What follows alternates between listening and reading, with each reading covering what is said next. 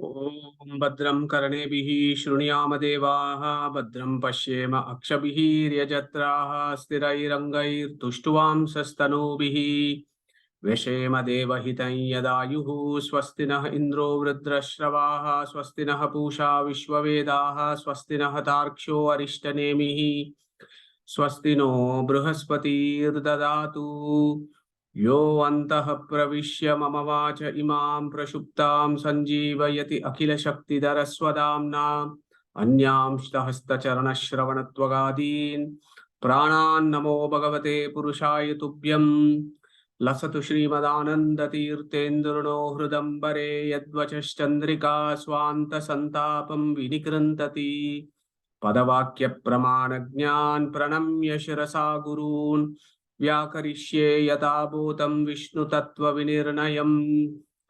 So good evening, good afternoon, and good morning to folks who have joined for the 15th session of Atharvana Upanishad, also called as Mundaka Upanishad, which is part of the Atharva Veda. Okay, so I think we are making pretty good progress here. And where were we last time? So we are at the tail end of this particular kanda. Yeah. So last week, we finished off at a very high note. We said, Pariksha Lokan, Karmachitan, Brahmano, Nirvedamayan, Nasti Akritaha Krutena, Tad Vijnanartam, Sa Gurumeva Abhigachet, Samitpanihi, Shrotriyam, Brahmanishtam.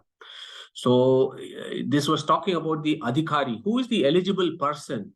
Okay, so the eligible person for philosophical inquiry is a pretty important concept. Yeah, so not all of us actually come for satsang. Not all of us pick up a Bhagavad Gita book and read it. Not all of us have an attraction towards the Vedas. Not all of us have a motivation to try and figure out what is going on in the grand scheme of things. Yeah, not most of us don't do it. 99.99% of humans don't do it. It's just some of them do it. Why? Because they have done Pariksha Lokan Karmachitan. Yeah, so that is what Angirasa is selling Shuanaka here. Pariksha Lokan, examine this universe, examine this samsara, understand the ups and downs of life, the happiness and sorrow situations that we get in almost every day. Understand this, ask the question, why is it happening? What is the meaning of all this? Who is making this happen for us? Is this, is it something to do with our karmas? How do the karmas happen? So all those deeper questions is what we need to do and examine.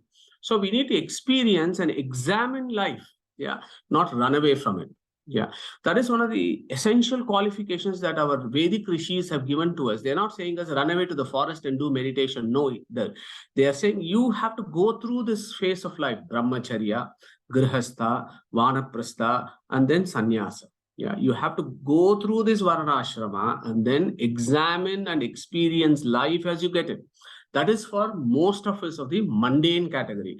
There are some exceptional souls that can just from brahmacharya jump to sannyasa, but not all of us can do it. It depends on individual jiva swabhava. But most of us, again, 99.9999% of us, we have to go through this brahmacharya, grihastha, vanaprastha, and sannyasa. And when we are in that grihastha ashrama, that is when we really experience life. We understand the ups and downs of life. So Angirasa is asking us to explore and understand that possibility. Pariksha Lokan, Karmachitan. And that Brahmana, so who is that Brahmana? The Brahmana is one who then goes into the Vedas, the scriptures, and reads it. Yeah, and understands the facts of life, the bare facts of life. Yeah. So that Brahmana, when he sees the ups and downs of life, he develops a Vairagya. So that is called Nirvedamayan. He understands, he gets the Vairagya as how Jayatirtha in Mayavada Khandana Tika says, Viraktasya. Yeah. So that Virakta is Nirveda. Nirveda is Vairagya. So why should we have to go through this? So we are either in the Mrityu Loka or we do some good deeds that we go to Swarga Loka, which was discussed in the previous verses. And then we come down again to this Mrityu Loka. Why does this happen? It happens because of the Karma Chitan.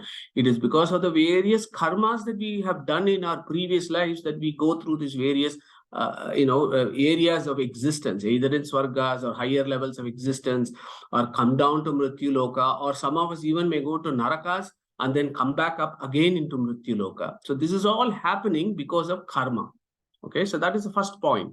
So it is because of karma these things are happening. Parikshalokan karmachitan brahmano nirvedamayan.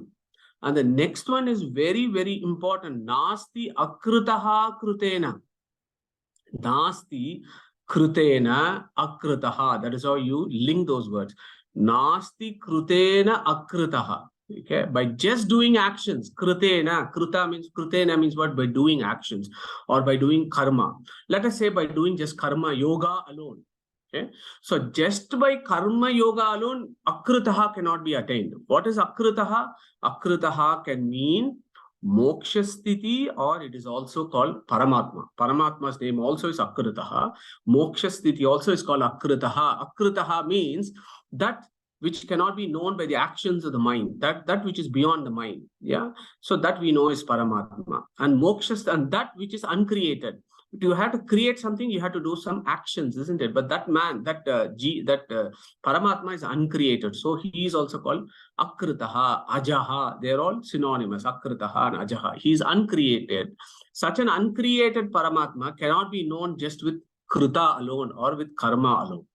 So that is also a very, very important idea for us to take on board. This is the prescription given by the Vedic scriptures for us. So then the question is, just by doing karma alone, you cannot attain this Paramatma. Then what is the route for that? Tad vijnanartam. So the only route is karmana jnanamatanoti. Yeah. So through karmas, you gain knowledge, and then through knowledge, you get vairagya and bhakti, and then you progress, then you get his divine grace, then aparoksha jnana, then moksha. That is the system. So the next step, the real step is tad vijnanartam. Yeah, knowledge is the only route. With knowledge, karma and knowledge, then bhakti. So jnana plays a central component there. So the next sequence is, how do you get that jnana? Sa gurumeva abhigachet. You can get that knowledge by going to a guru. Abhigachet, go to a guru. How do you approach a guru? Not with a check for $10,000. You give samit panihi. You hold samit in your hands. Take sticks. That is all a guru wants.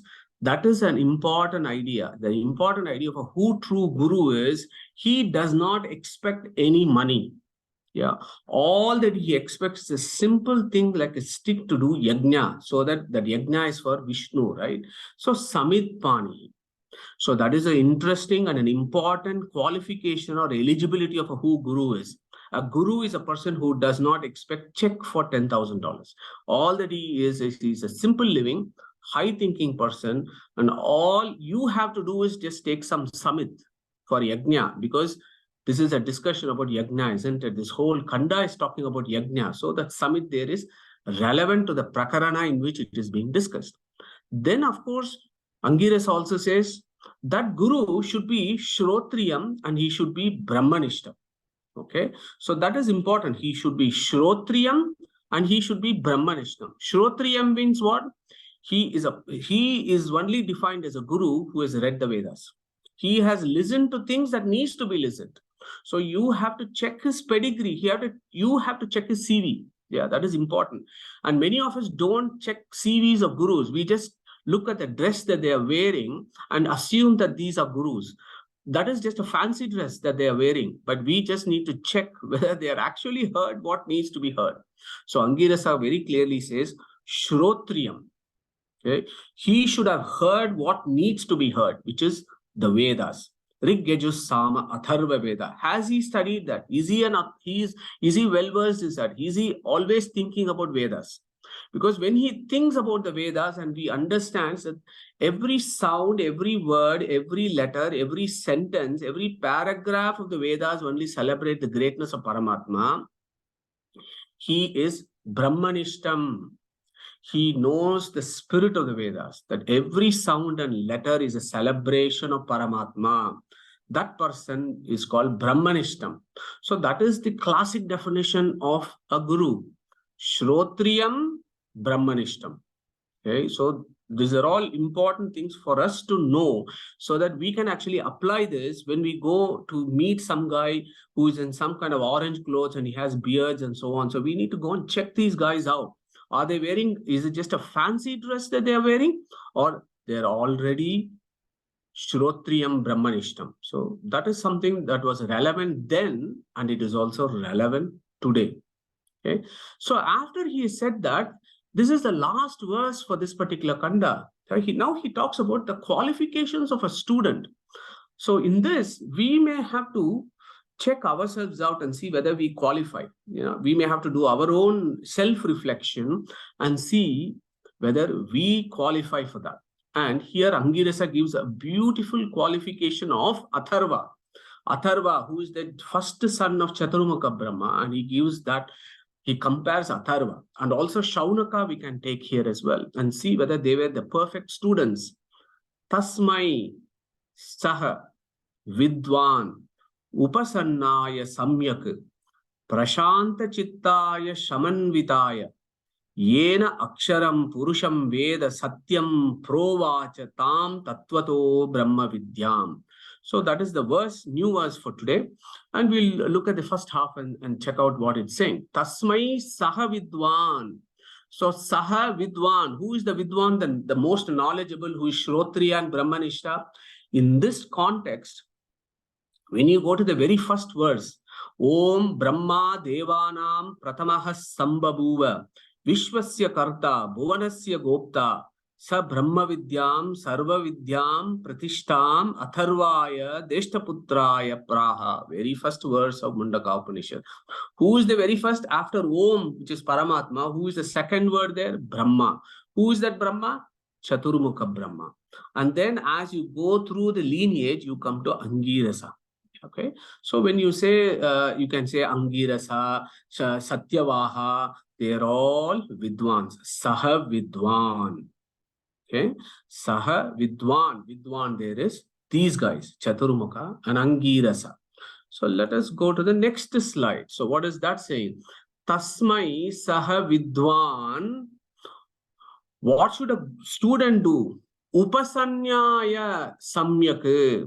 So this student who is gone with Samitpanihi, which is what Shuanaka did when he approached Angirasa, he took Samit and then he went to Angirasa. So that is the scene there. And think about that scene, and we got to do that as well. So that is what is happening here. Saha Vidwan to Chaturmukha and Angirasa. Shuanaka did what? Upasannaya. Upasannaya is a beautiful word. Upasannaya means upasatti. Upasatti means sharanagati, is complete surrender to a guru. Yeah.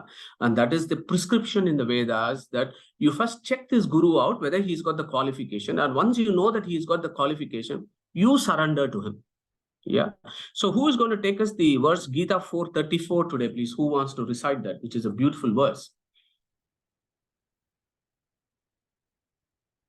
Pratibhaji, do you want to recite that verse, 4:34? Yeah. Tatvidhi pranipatena pariprashnena sevaya upadekshanti te jnanam jnanina sattvadarshinaha. Thank you, Pratibhaji. So beautiful. So Krishna very clearly said, Tadvidhi pranipatena pariprashnena sevaya. Hold his legs. Stay with him. Always ask him the difficult questions, the most difficult questions, and ask him also the silliest questions, because you want to get your doubts clarified. And do surrender to him. Pranipatena. So remember that pranipatena is an important word in that, which is the same as upasannaya, upasatti, which is complete surrender to a guru. Samyak prashanta chittaya. Okay, so this student not only has to surrender to this guru, but also samyak, that is very well, completely prashanta chittaya. Chittaya, mind, shanta means peace, pra means prakrishta. Prakrishta, peaceful mind, which is with full vairagya. Yeah, so the words are very clear. Of course, prashanta and chittaya, you can split it in so many ways, but the contextual relevance here is important, where he says, this student who is with full vairagya, with peace of mind, Okay, he approaches the Guru. What is that peace of mind? That he has understood iha vivida samsarika dukkha darshanena viraktasya shama dhamadi mataha. Okay, that is the next word. Shamanvitaya. Okay, steady mind in Vishnu. He is not only at peace with himself because he has understood the ups and downs of life, but he is also getting his mind steadied up towards Vishnu. Shamo manishtata buddhihi. So shama, dhamma, those are all essential qualities, right? Who is going to tell us what is dhamma? So it's a quick quiz. So there are two things, right? Shama and dhamma. Shama is control of the mind. Dhamma is what? Control of the senses. Beautiful, Harish. Wonderful. Thank you very much. So, Tasmai saha vidwan upasannaya samyak prashanta chittaya shamanvitaya tasmai yena aksharam purusham veda satyam. To him, unto him, okay, Angirasa teaches yena aksharam purusham veda satyam. So here I also want to bring in this Shvetashvatara Upanishad that is also very relevant here. Yasya deve parabhaktihi yata deve tata gurau tasya ete katitahi artaha prakashante mahatmanaha. The amount of devotion that we have to Paramatma, our Veda says, have the same amount of respect and devotion to our Guru. This Guru is the person who will take you to that Paramatma. How? By giving you the Vidya, by giving you the knowledge. And what do you do with that knowledge? You do your journey. You make your journey with the knowledge that you have received from the Guru. Yeah, so that's a beautiful system that we have. Tasmai saha vidwan upasannaya samyak prashanta chittaya shamanvitaya yena. Who is this Paramatma? And we are going to come to that in the next slide. Let's have an interactive discussion. Who is this Paramatma described as? Yena Aksharam Purusham. Know him as Satyam Provachatam Tattvato Brahma Vidyam. So to that student, Atharva Shuanaka, the Guru, the Vidwan, Angirasa Chaturmukha Brahma taught this science of Brahman, who is also called Aksharam, Purusham or Satyam. Okay, so Provacha also becomes interesting. So let's see what the next slide brings here. So that Provacha, Purovacha, pra plus uvacha, prakrishta, or it is about Paramatma, para, or it is pratanam, pratamam. So there are so many etymologies of pra that we have done this before. Go and check it out. But the idea here is, to such a student who has completely surrendered, Chaturmukha Brahma taught to that student who is Atharva the science of Brahman. What was taught by Chaturmukha Brahma to Atharva is now taught by Angirasa to Shuanaka. That is the relevance or the prakarana of this particular verse, which is the last verse of this particular kanda. But this last verse finishes off with some very important verses, right? Aksharam, Purusham, and Satyam. So I'm going to break for 1 minute, before I move to the next slide, to get us to think about, because over the last 4 months, we've been doing Mundaka Upanishad, and we have come across this word Aksharam quite a lot, and Purusham quite a lot, and Satyam quite a lot. Okay. If some transliteration says that Satyam means truth, yes, Satyam is truth. Nobody denies that. But that is very superficial, shallow philosophy. The deeper philosophy is Satyam is the name of Paramatma. Okay. Purusham is not a male. Purusham is the name of Paramatma. Aksharam, there are so many Aksharams, but Aksharam here is Paramatma. So who is going to tell us what is Aksharam? Before we move to the next slide, any contributors, please?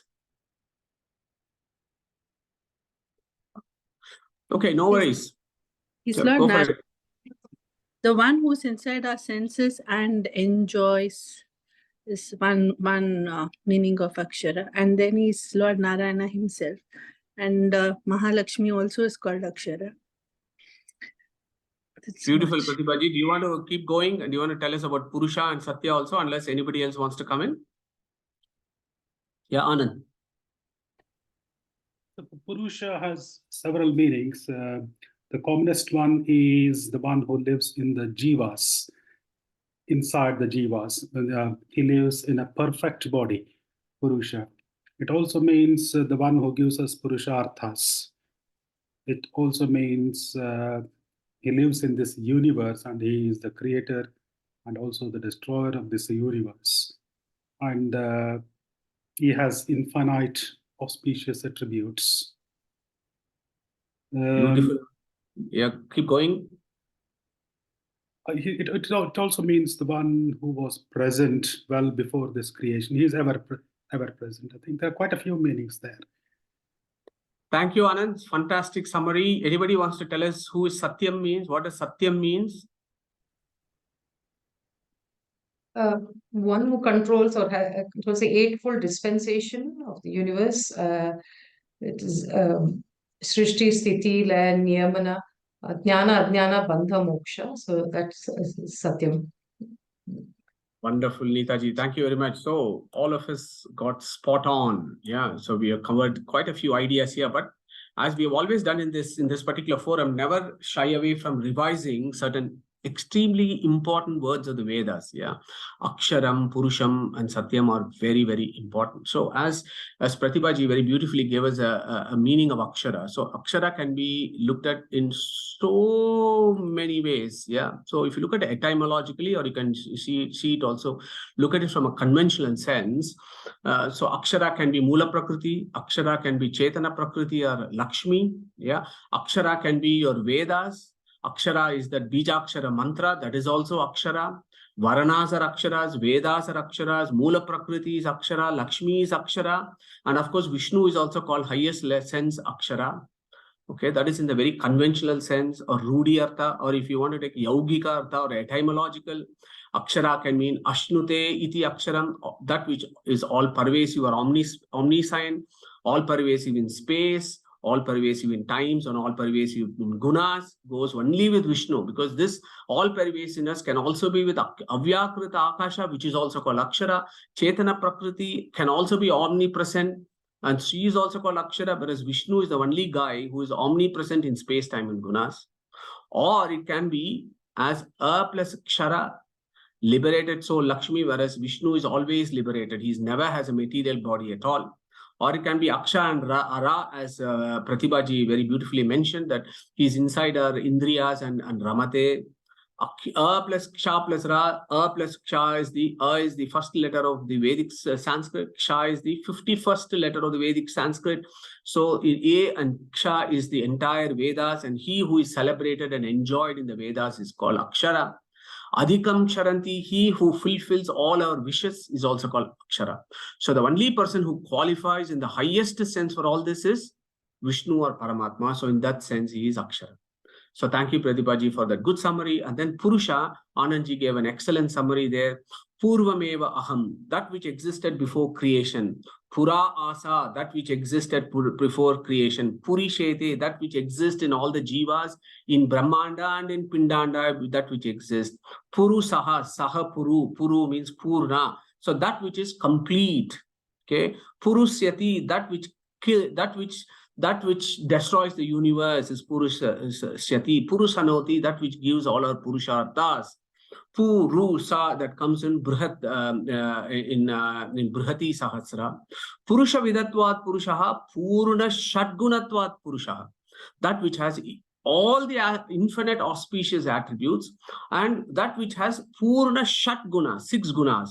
Aishwaryasya, Samagrasya, Viryasya, Yashasas, Shriyaha, Jnana Vairagyaschayvas, Samam Bhaga iti Rana. So that Bhagavan definition is Purna Shadguna. Yeah. Beauty, wealth, strength, fame, knowledge, and renunciation. Okay. And so that we have an Ata Purusho Havai Narayana. Who is that Purusha? Anunarayana Upanishad classically tells us that is that Purusha. Shatapatha Brahmanam. Purushoha Narayano Akamayat. So Purusho, ha there means he stresses. Purusha, he Narayana. So these are all very, very, important verses where our Vedic scriptures as well as our acharyas settle that Akshara means primarily Vishnu, Purusha means primarily Vishnu, and then Satyam, Neetaji very beautifully summarized Satyam for us, which is the eightfold dispensation of the universe. And this is very, very important because that is how the next verse starts. The next Khanda starts with this. And I just wanted you to remember this Satyam. What is this Satyam? Again, we should not shy away from revising this. So one view of Satyam, Sat plus Chit plus Ananda is Satya. Sat, Ti and Ya. Ti means, Tati means Ananda. Yeah. Ya means Jnana. Sat means Nirdushta. That which has Jnana and Ananda without any defects. We all may have some Ananda and Jnana, but it is full of defects. But the only being which has Nirdushta Jnana Ananda is Paramatma himself. That is why he is called Satyam. And of course, Chandogya Upanishad also gives another definition, isn't it? Tani hava yetani trini aksharani sat ti yam iti. Go to that verse where Sati and Yam. Sat means liberated, Ti means unliberated, Yam means Yamayati, regulator of both. He who is the regulator of both jivas in samsara and in moksha is called Satyam, which is given by Chandogya Upanishad. So Veda itself gives a definition of who Satyam is. And that Satyam, who is the controller of the liberated and unliberated, can be only Paramatma and nobody else. And then, of course, there is the more important definition of Satyam, which is eightfold dispensations of the universe. Satbhava, Satta, Sada, Yat Sat Tat Yamayati, Sadal, Avasada, Nirdushta Sthiti, Avasada Sthiti. So that is creation, existence, destruction, maintenance, knowledge, ignorance, liberation, and samsara. So the last four applies to the jiva, whereas the first four can apply to the jiva as well as to the jadas. So he does this eightfold dispensations of the universe. Janmadhyasya yataha. That is why he is called Satyam. Not because he is true. Yes, he is true. As I said, this is a very superficial sense. Sometimes I feel very disappointed when some folks write books and transliterate this verse as Satyam means truth.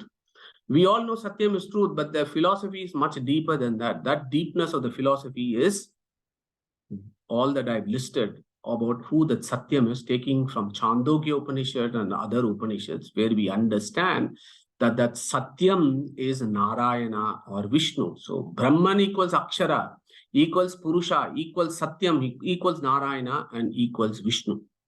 Okay, so we should never forget these ideas, because Angirasa has put these words there for a reason, for us to contemplate on this greatness of this Brahman, because that is what he's going to be doing in the next Kanda, and this is almost giving us a hint as to what is coming next. Yena aksharam purusham satyam veda provachatam tattvato brahma vidyam.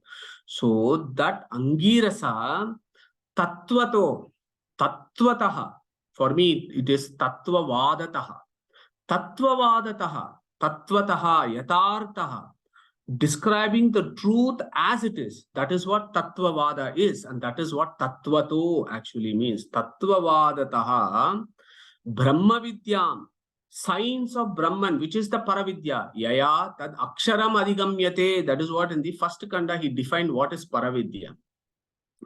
Provacha. Pra plus uvacha, as I said.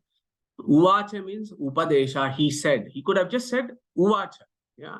Satyam, uvacha he could have said, but he said provacha. Why? Because pro-vacha has significance. That pra can mean pratamam, pratanam, prakrishtam.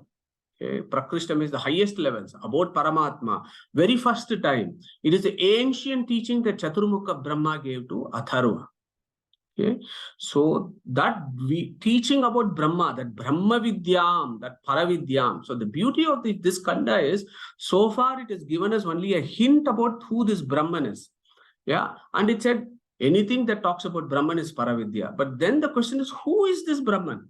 Okay. So this Kanda closes here. So this Mundaka closes here by saying Yena aksharam purusham veda satyam provachatam tattvato brahma vidyam that Chaturmukha Brahma taught that science of Brahman to Atharva, is what Angirasa is saying to Shuanaka. And then he starts, what is that science of Brahman? Okay, that is what we are interested here. So we have spent the last 4 months understanding the prerequisite preamble before we understand the science of Brahman. So as soon as he said that Chaturmukha taught the science of Brahman to Atharva, the next Khanda or the Dvitiya Mundaka, Prathama Khandaha starts. Okay? And it starts with one of the most important philosophical verses that is described by various schools of Vedanta. So I just want to spend the next 30 minutes just to spend maybe some brief intro into the first verse, because that is so profoundly with philosophy. So who is that Brahman? Tade tat satyam. Yata sudiptat pavakat vishpulingaha sahasrashaha pravante prabhavante sarupaha tata aksharat vividaha somya bhavaha prajayante tatra cha eva apiyanti. Tade tat satyam yata sudiptat pavakat vishpulingaha sahasrashaha prabhavante sarupaha tata aksharat vividaha somya bhavaha prajayante tatra cha eva apiyanti. Very, very profound verse statement of Atharva Veda, of Atharvana Upanishad or Mundaka Upanishad. Okay, so it's actually asking you, who is this Brahman? Okay, that is what we need to first understand, right? We might have done this before, but I just want to give you the contextual relevance as to what is going on here. Why is he using this fire as an analogy to bring great truths here? So if you go back to the previous verse, when he spoke, previous Khanda, when Angirasa was talking about how to bring Paravidya in Yajna, right? At that point he said, Yada lelayate hi archihi samidde hapyavahane tada ajyabaga vantarena ahutihi pratipadayet. So you would have remembered that verse where he said, you just don't throw stuff into the fire in a temple when somebody is doing a havan and say you have done yajna. No, there are certain rules. What is that rules? You have to do homa only when the fire is lelayate. Yada lelayate hi archihi, when the flames are really burning and the flames are the fire is really burning and the flames are dancing. That is when does that happen? When you have used the samit and then you're burning that wood. When the flames are there, at that time, what should you do? Tada ajyabaga vantarena ahutihi pratipadayet. You look at the 2 lips of the flame and consider it as 2 eyes of Brahman, and the base of the flame as the mouth of Brahman. And this Agni, which is also called Agni Narayana, right? We also understood that Agni Narayana, who is that Agni Narayana? What is the etymology of Agni? Let us not forget to revise again. Agre Niyati, the first to be adored is Agni. Agrayatvat Agnihi, the first and foremost of all, which is what Purusaha means. Agre Nayati, the prime mover of all. Attim, the devourer of all. When we put Ahuti into the mouth, it devours everything. That is why it's called Agni. Attim, so does Brahman during Pralaya. Angam Nayati, activator of all our bodies. If the Agni is not there, we are dead bodies. Yeah. Agam Nayati, activator of all else, they remain inactive. Okay, so there are 6 meanings of Agni there that Angirasa is talking to Shuanaka. This is what you need to this is what we need to understand when we do Agni, and I am never tired of reminding all of us that whenever we see Agni, let's think about Agni, not as Jada Agni, not as Agni Deva, not as other Agnis, but as Agni Narayana. Yeah. So the idea there is, if fire in the deepest sense is Vishnu, how should that fire be contemplated? Okay. So here Angirasa is giving us a very new idea here, a very beautiful analogy for us to think about an extremely important philosophy of who this Brahman is. Okay. And again, of course, I just wanted to close this. He said, Yada lelayate archihi. Then he said, Eteshu yascharate brajamaneshu yata kalam cha ahutayohi adadayan. Yeah, tam nayanti yetaha suryasya rashmayo yatra devanam patireko adivasaha. We have done all the so many hours we have spent talking about this. He who worships this Brahman as fire eventually goes to Brahmaloka and then onward journey into Vishnu Loka itself. Okay. But this Vishnu, when we go to the temple and we do our havan, do we just look at this fire and say, okay, this one is Vishnu because he's got two lips there, the two aspects of the tongue is the eyes and the base is the fire. Okay, this is Vishnu. Oh, and I just pray to this Vishnu as fire. Is that all to it? That when we do our Paravidya Upasana, when we do Homa or Yajna? No. Here Angirasa says that is one aspect, but there is a primary definition of Brahman, isn't it? So who is going to tell us what is the definition of Brahman? If somebody is asked in the Vedic philosophy or in Sanatana Dharma, what is the definition of God or definition of Brahman? What should our answer be? So who is going to tell us that? Who is going to answer that question? 10 seconds, quiz, quick quiz. Bruhanti asmin guna. So that is, he is a abode of infinite auspicious attributes, beautiful Sushuddhi. But how do we, in the practical life, how can we understand that he is an abode of infinite auspicious attributes? What has he done that allows us to consider that he makes us infer that he is the highest and he is the most perfect being with infinite auspicious attributes? What has he done? I remember you telling Mercedes the definition is Narayanaya Paripurna Gunarnavaya Vishwodaya Sthiti Laya Niyati Pradaya Jnana Pradaya Vibuddha Sura Saukya Dukkha Satkaranaya Vitataya Namo Namaha. Thank you, Pratibhaji. Yeah, go on. Yeah. Sorry, Pratibhaji, complete that. No, that's what that eightfold, what he does, like creates, destroys, ignorance, Beautiful. bondage, and sustains. Yeah. Fantastic. That's a perfect answer. So the definition of Brahman, who is God? He who is the creator, etc. of the universe. Remember that of Brahma Sutra, right? Never forget that. What is the definition of Brahman in Vedic philosophy? Our God is not a useless zero entity who has no auspicious attributes, who is inactive and he is just sitting there and he does not even know he exists. That is one school of Vedanta, unfortunately, that thinks Brahman is zero, attributeless, inactive, does not do anything and sits there inert and he does not even know that he exists.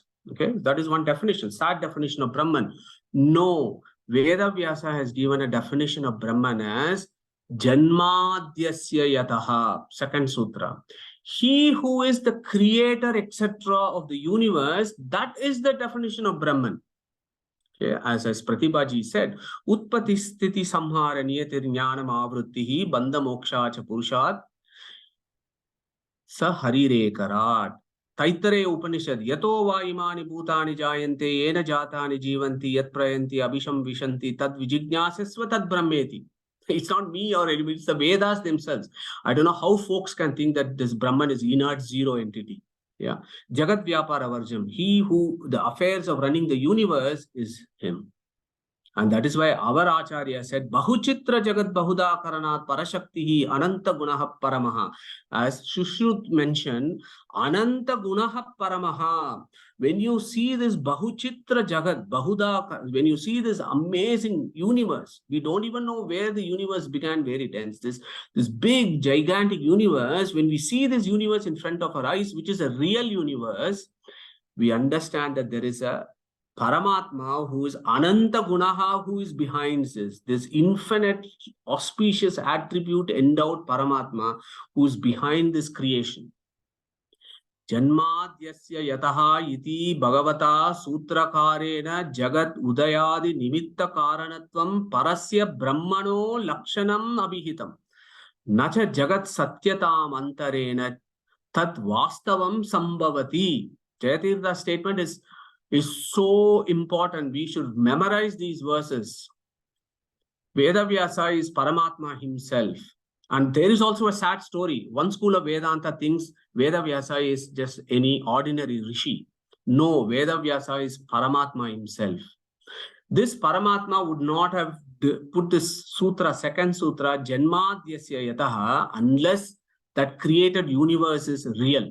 Okay? We don't say this is an amazing painting, but the painter is, we don't say that there is a great painter, but his painting is false. We don't say that. Nobody says that. Yeah. So we need to first understand and get these basics right, that the definition of Brahman is he who is the creator of the universe. He is who is the creator, etc. of the universe. Okay. Let us not forget, the same Angirasa has said, Yata urnanabihi srijate grihnate cha yata pruthivyam oshadayaha sambhavati.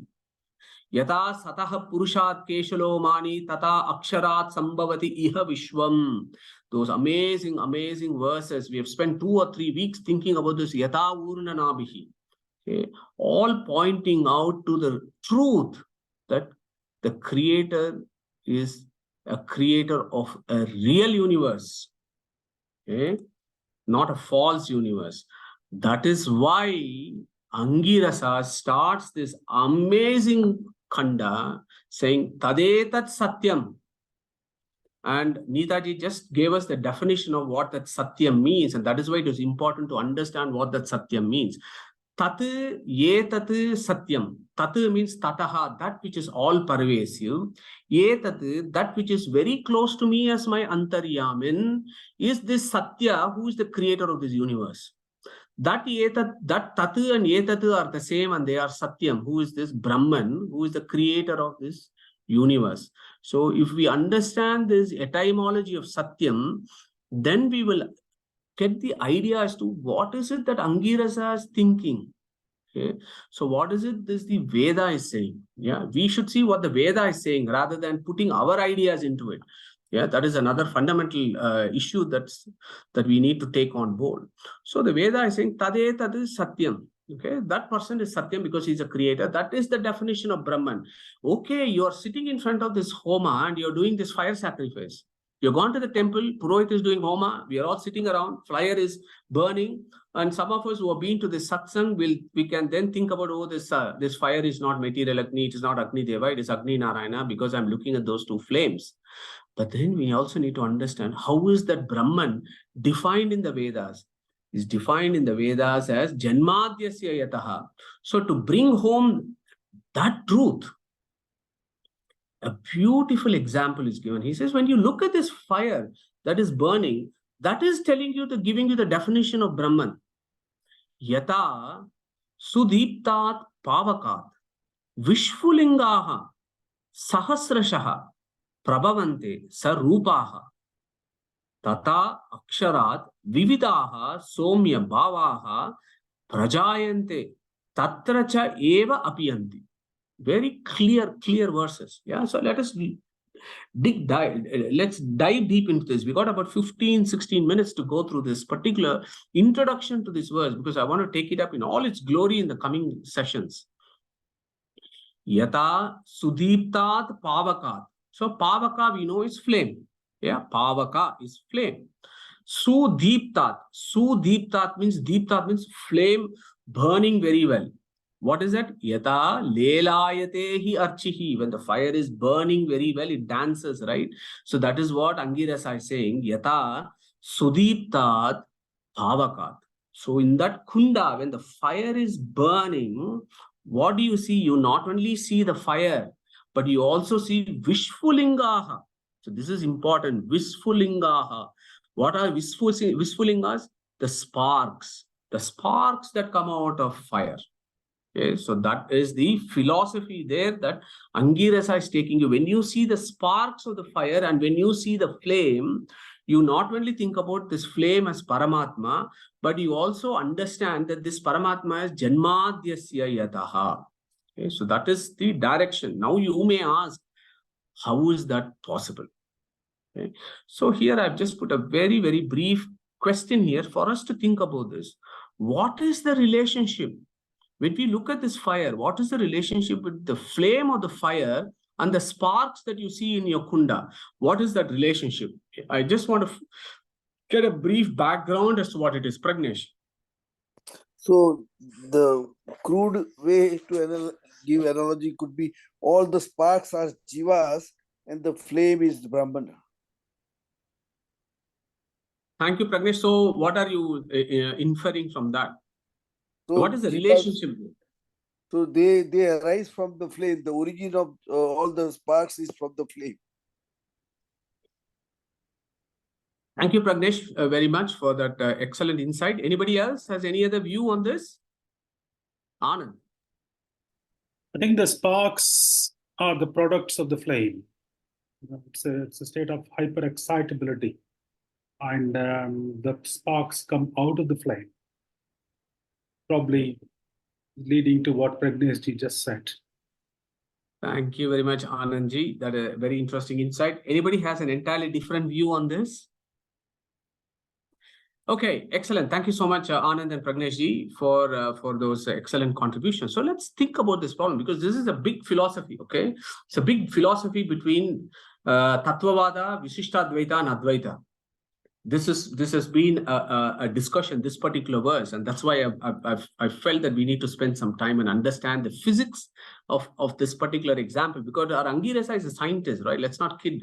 All our Vedic rishis were great scientists. They experimented with nature. Yeah, so let us not forget that. It is not a sentimental example that has been given here, but it is an example which is perfectly relevant for what is being discussed here about who this Brahman is. Okay, so let's see what it means. Okay, so I got some interesting ideas here. What is a flame? What is a flame? So we just go and see a flame, but do we actually think about what that flame actually is? It's a various colors, right? We know it's got 7 colors, but what is that flame? Yata Sudiptat Pavakat. What is that flame? If you go into the physics of it, I'm not a physics student, but I've done a bit of a research into this. The flame is basically carbon dioxide, water vapor, oxygen, and nitrogen. And it is at very high temperature, as Anandji mentioned. So it is in what is called as the plasma state. So this flame that you see is actually a plasma state. Okay, that is the flame. But the spark, here is the slight difference of what the spark is that I need to clarify here. Okay, if you look at the physics of what the spark is a tiny particles of burning wood chips or ahutis. That is what the spark is. The flame per se does not get separated out, and that becomes the spark. When you said a chata chata, it makes the noise when the homa is going, right? And then these various sparks are flying here and there. Those tiny sparks are not just flames, parts of flames that is breaking off and that is becoming the spark. Absolutely not. Those are actually the tiny particles of burning wood chips that just because of the heat and stuff, they just burst and then it flies out. Yeah, that is what is the spark. Or when we have thrown ahuti, we have thrown rice or whatever into the fire, those small burning pieces, they, because of the heat and the volition that they've had, they just spurt out, and they are also in high heat, and that also appears as in a bright red color, which what we call as a spark. Okay, so the first one that I want us to be thinking about is that we need to think about the physics of what is the relationship between the spark and a flame. The flame is there. The spark actually is coming from the wood chips, tiny particles of burning wood chips or ahutis that are flying here and there. That is what is the spark. It is not the flame that is then breaking itself into tiny fragments. Okay, so that is the fundamental mistake that some folks have done when they interpreted this verse. Yeah, and I hope you'll run with me on this one. Spark is not a transformation of the flame. A flame has not become the spark. So that is a key idea that I wanted to introduce here. The spark is the spark, which is coming from tiny particles of wood chips, whereas the flame is the flame. Yeah.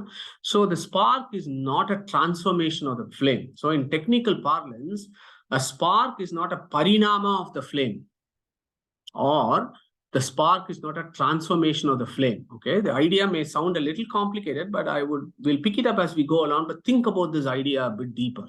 Okay, so the spark and the flame are not the same. Number one, they are different. They may be similar, but they are different. Okay, and the spark is not a transformation of the flame.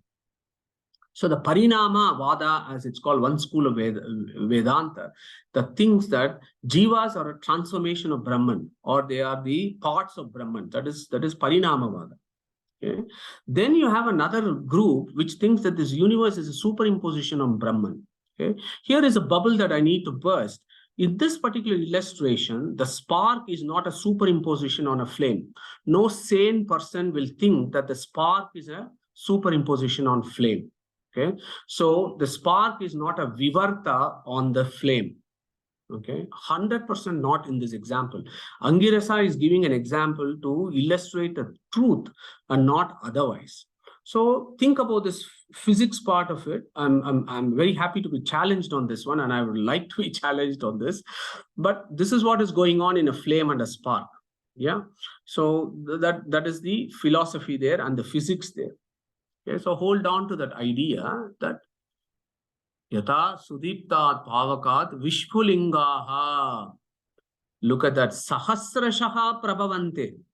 Sahasra means you can literally say thousands. But in Vedic language, when you say thousand, it means thousands and thousands. It's so many. It's innumerable, you cannot count. In fact, as you know, in Purusha Shukta, what does it say? Sahasra Shirisha Purushaha. So that Sahasra there is says 1,000 heads. Brahman has only 1,000 heads. No, he's got infinite heads. Yeah. So there is Dasha, Shata, and Sahasram is all, it is Sarvam. Aitareya gives that definition of Sahasram. So we have to take some aspects of it and understand that innumerable number of things are coming out of this Brahman at the dawn of creation. So when you look at this fire and doing homa, think like that there are innumerable sparks are coming out of this Brahman at the dawn of creation, which is also a yajna, right? Purusha Shukta, that's what it says. That yajna, the yajna which is creation that is happening. What is that yajna? See that in this fire, where you have these innumerable sparks that are coming out. Sarupaha. Sarupaha. Each spark is similar to the flame, but not the flame. Why is it similar? Because it's got similar characteristics, such as it is bright, it may be hot, and so on. But it is not the same as the flame. It is different. Sarupaha. So the words are very clear here. Sahasrashaha prabhavante tata aksharat vividaha somya bhavaha prajayante. Look at those words. Bhavaha, vividaha, different types of attributes, different types of sparks are coming out. Prajayante, from whom? From this aksharat. That's how the sparks are coming out of different shapes and colors in this homa. Similarly, at the dawn of creation, from this Brahman are coming all these sparks. They're coming out of Brahman.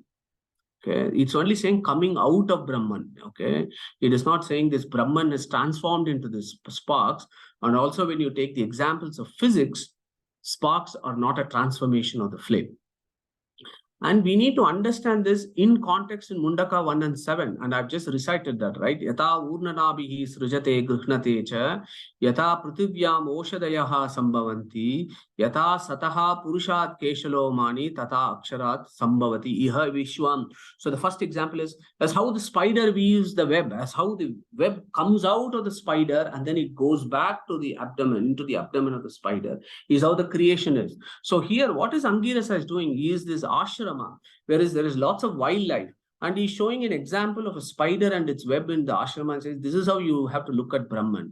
And then Shuanaka is doing yajna, and he's doing this yajna, and the fire is coming out and there is sparks. And Angirasa says, when you look at this fire and this spark, you think about the spider's example I've given. Take the same analogy here as to how the universe is also coming out of Brahman, and how these sparks are individual jivas, as Anandji was mentioning, but they are not a transformation of Brahman. They are the wood chips that are being there already there in that kunda, and they're just coming out of during creation. Yeah. Tata aksharat vividaha somya bhavaha prajayante tatracha eva apiyanti. So wordings are very clear.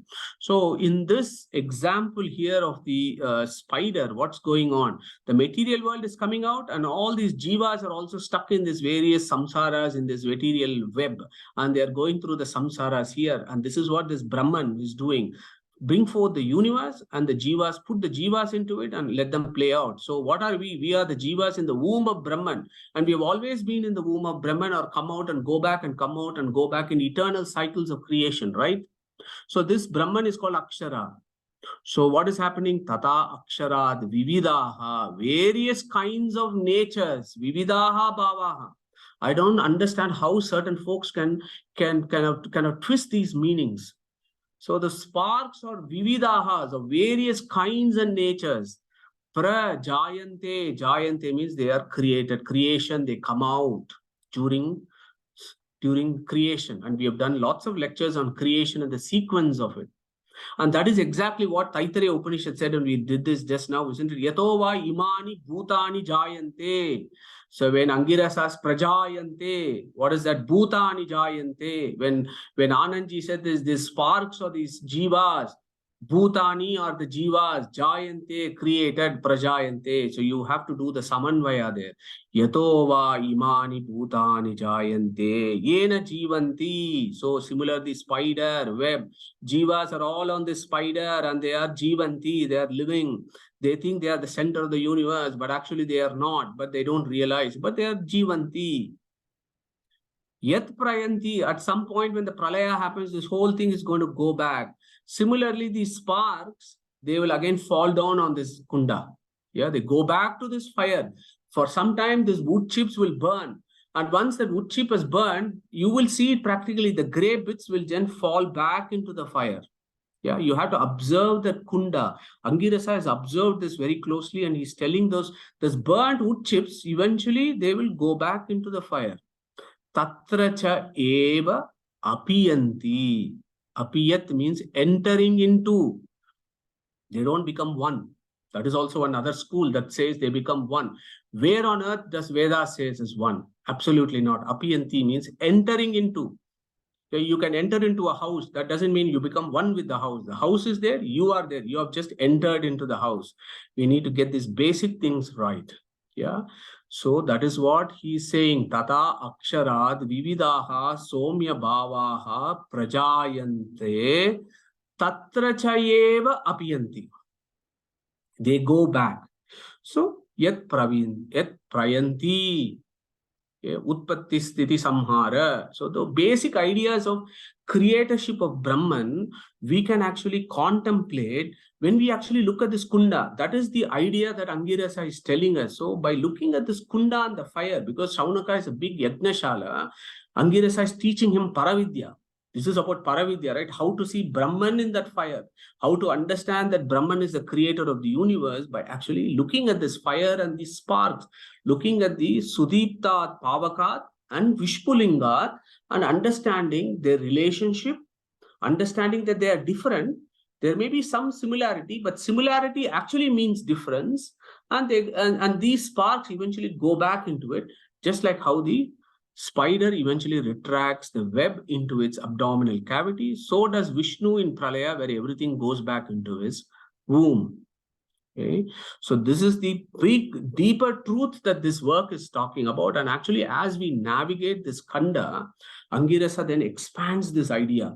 The next verse is again beautiful. The next beautiful verses is this, this Visfulingaha that is coming out. He now will take various Visfulingas, various Jiva Tattvas, Tattva Abhimani Devatas, all Tattva Abhimanis are Jivas, right? And how they evolve, how they come one after the other, and so on. He starts talking about it in the subsequent verses. And in the very next verse, which we will see in the next class, it talks about, why an additional view with regards to how you understand this flame. The flame in this example is a material and inert thing, isn't it? It's a jada. But in what perspective should this metaphor of fire be contemplated? When we do our Agni Upasana or any havans, or even in our house, we may light a lamp, which all of us do. So when we light a lamp, that is also a fire, right? And when we see that fire, how do we contemplate on that? That is the next verse. that Angirasa is going to tell us. So I will pick this up in the next class. So on that note, I'm going to close today's session, and I hope you found this illustration quite provocative and interesting, because we'll pick it up again and start thinking about what is Vivartavada, what is Abhinna Nimitto Upadana Karanatva, what is Nimitta Karanatva, and so on, and try and build that philosophy, because that is what our Acharyas have done by taking this verse of Atharvana Upanishad and build a philosophical structure around it. Okay, and what we need to understand is which philosophical structure is firm and solid and which is not, and then try and make progress in our Upanishad Chintana. Okay, so that is what I plan to do in the next class. So on that note, Krishna Pranamastu. If there are any questions, we can take it up.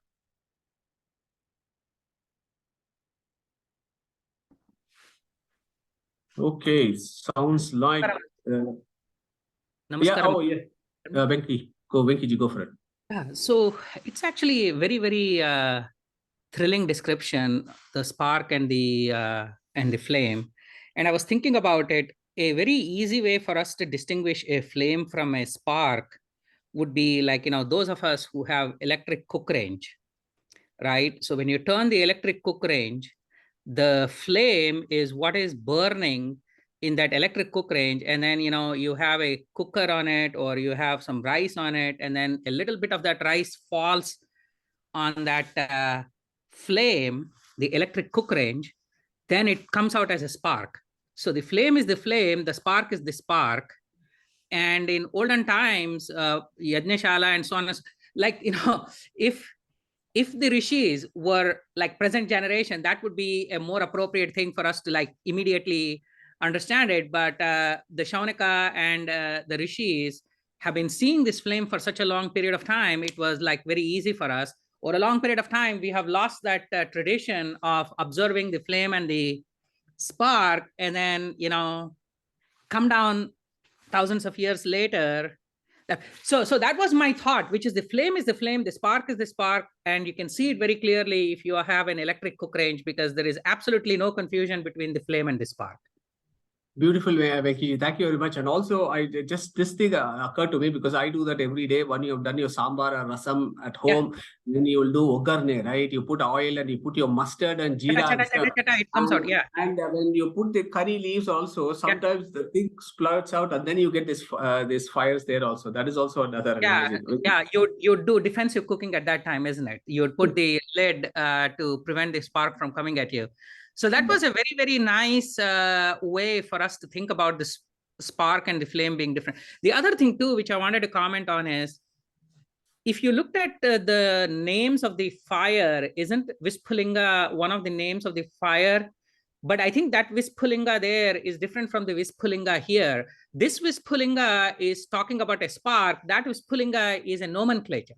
So I think, and these nomenclatures were very, very clear for the rishis. When I say Vispulinga this way, that means the fire. When I say Vispulinga this way, I mean the spark. And so those are the kinds of things that I think over a period of time sort of like lost in translation. I think that's what the Acharya brought it all up and kind of like said, just step back a little bit and look at it. So I thought it was very, very, very, very interesting, the distinction between the flame and the spark. So that's what I wanted to share. Namaskara. Beautiful, Venkiji. Thank you very much for your contribution. That's very interesting. As again, the prakarana is very important, right? So it's like Atma has got so many meanings, and today Akshara has got so many meanings, Purusha has got so many meanings, Satya has got so everything has to be in context. So I think it's the contextual relevance that is very, very important. That's why Veda Vyasa said prakaranat. Please see the context. Please see the context. So thank you very much, Venkiji, for clarifying that that the Saptarchihi there Vishwalinga is different from the Vishwalinga that is being discussed here. Thank you, Anand.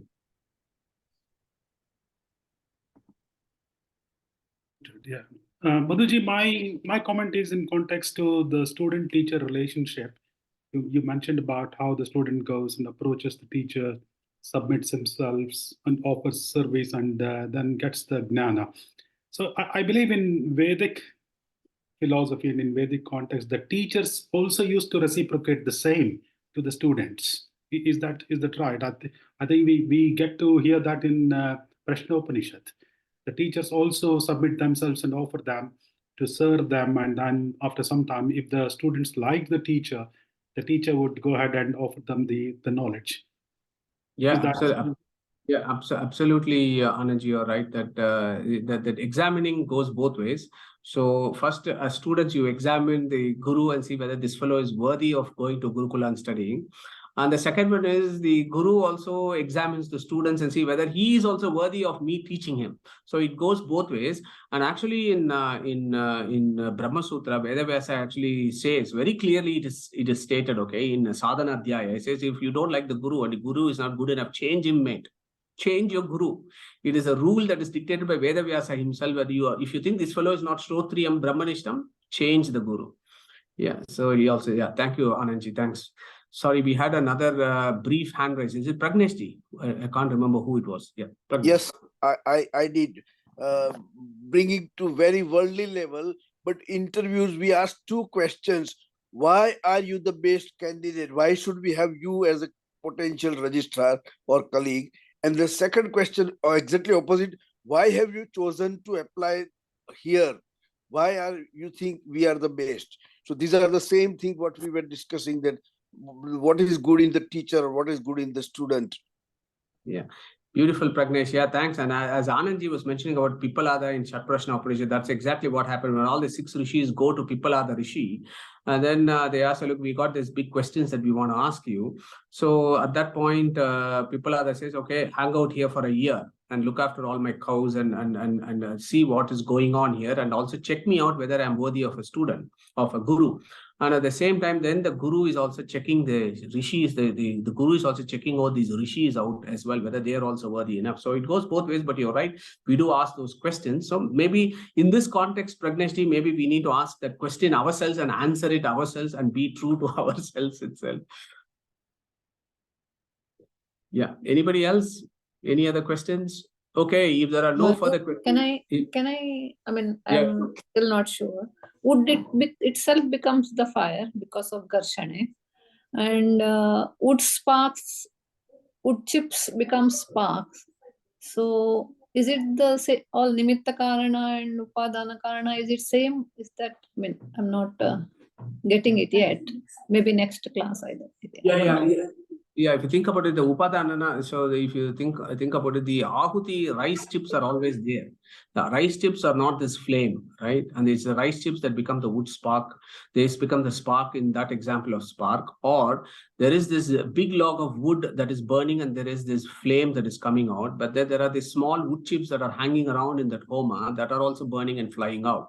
So the flame is different from the wood chips that are hanging around in that kunda that becomes the spark. So that is the analogy there, Shilaji. Think about it. Yeah, thank you. Thank you.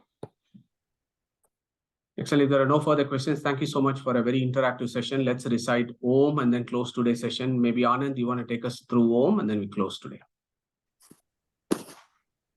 Om.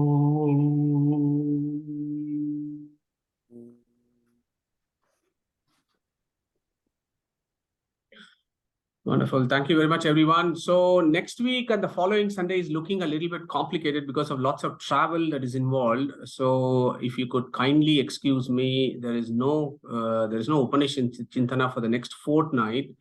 And then we'll pick it up the week beginning the 18th of February. Okay, so 2 weeks, you got time to revise all these verses and also think about today's session about the flame and the wood chips. Okay, and there are, so Paresh is asking, what about the sounds from the sparks? Does that have a significance? Good question, Pareshji. I'll have a think about it and we will pick it up in 2 weeks' time. Yeah, excellent. On that note, Hare Krishna, take care, everyone. We'll see you for the Upanishad Chintana in about 2 weeks' time. Okay. Yes, Hare. Madhu. Yeah. Yeah, go for it. Yeah, just the same thing, 2 weekends, we won't have the chanting sessions as well. Oh, yes, of course. Thanks for reminding me, Neetaji. Yeah, so so we all have a bit of a relaxed time for the next 2 weeks. Yeah, so we'll see you in 2 weeks' time. Take care, everyone. Hare Krishna.